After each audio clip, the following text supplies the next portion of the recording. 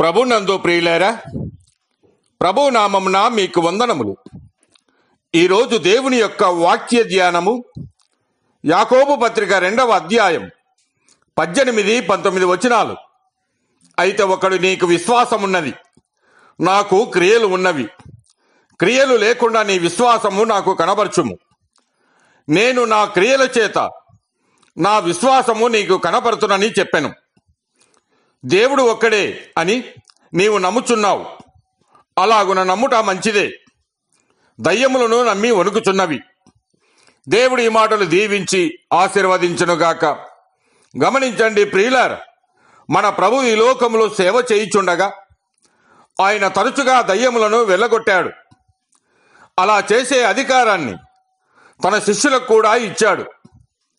Mark సువార్త 5వ అధ్యాయం 7వ వచనంలో, యేసు, సర్వోన్నతుడైన దేవుని కుమారుడా, నాతో నీకేమి, నన్ను బాధపరచుకోమని బిగ్గరగా కేకలు వేసినట్లుగా గమనించవచ్చు. అనగా యేసుక్రీస్తు దయ్యములను కూడా శిక్షించునని నమ్మి అవి భయపడుచున్నడివి. అంతేగాక దయ్యములు యేసుక్రీస్తు దేవుని కుమారుడని నమ్ముచూ ఉన్నాయి. అవి యేసుక్రీస్తు యొక్క దైవత్వమును గూర్చి నమ్ముచున్నవి. ఆయన భూమిపై ఉండగా ఆయనను కలిసినప్పుడల్లా ఆయన దేవుని కుమారుడని ఒప్పుకొనుచున్నవి. శిక్ష విధించే స్థలము ఒకటి కలదని నమ్ముతూ ఉన్నాయి. మరియు యేసుక్రీస్తు న్యాయాధిపతి అనియు నమ్ముచున్నవి.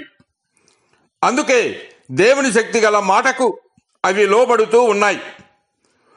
అపవిత్రాత్మలు పట్టినవారు ఆయనను చూడగానే ఆయన ఎదుట సాగిలపడి నీవు దేవుని కుమారుడని చెప్పుచూ కేకలు వేసినట్లుగా గమనించవచ్చు. అయితే ప్రియులారా, మనము నమ్మకం ఉంచాలి. అనగా భయభక్తులు కలిగి ఇతరులకు ఆశీర్వాదకరముగా ఉండాలి. అలాగున లేని ఎడల మన నమ్మకము వ్యర్థమే. దేవుడు మిమ్మల్ని దీవించి ఆశీర్వదించునుగాక.